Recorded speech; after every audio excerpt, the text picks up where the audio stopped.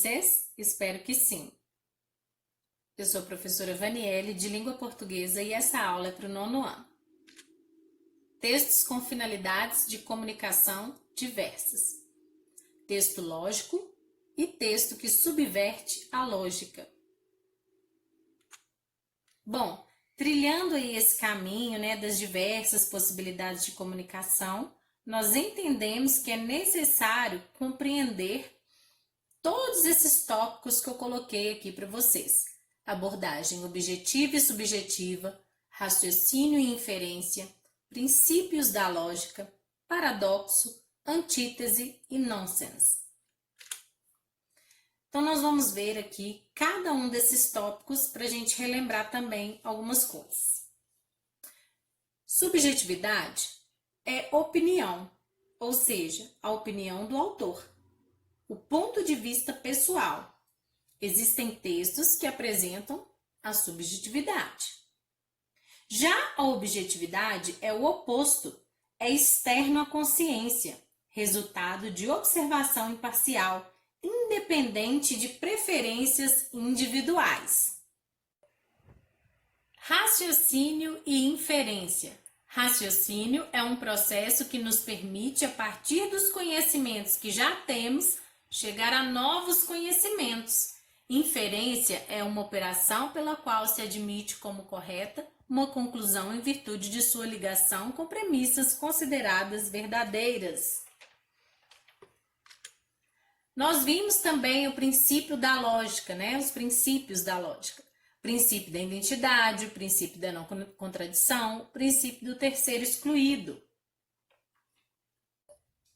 Lógico é aquilo que é coerente e o ilógico é aquilo que é incoerente. Existem textos que não obedecem a esses princípios. Gente, por que isso acontece? Porque nos dá a possibilidade de criar realidades fantasiosas, de soltar a imaginação. Então, é uma manifestação humana sem compromisso com a lógica.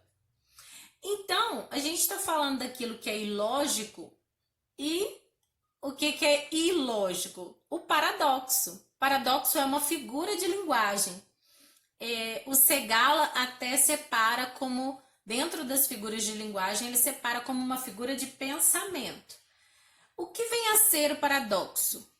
Também denominado oxímoro, é uma figura em que coexistem duas ideias opostas, que pela lógica se excluem.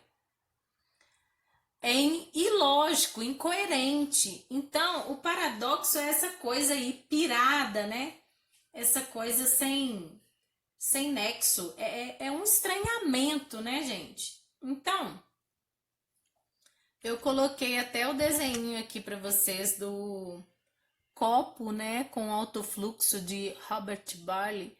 Ele preenche a si próprio nesse diagrama, que é uma representação daquilo que é ilógico, porque máquinas de moto contínuo não existem, Então, eu coloquei essa ilustração aí para vocês. Eu coloquei também alguns exemplos de paradoxo. O primeiro exemplo a gente já viu em sala de aula. Nós fizemos uma atividade, é um trecho, do soneto de Camões.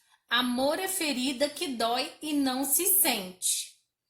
Como assim uma ferida que dói e não se sente? Tudo aquilo que dói a gente sente, não é mesmo? Então, o paradoxo é exatamente isso. É aquilo que traz pra gente aí essa ideia, assim, de estranhamento. E a gente precisa perceber, a ideia que está sendo construída por trás do paradoxo, dessa coisa ilógica aí. O segundo exemplo, o doutor falava bobagens conspícuas. Professora, mas o que é conspícuas?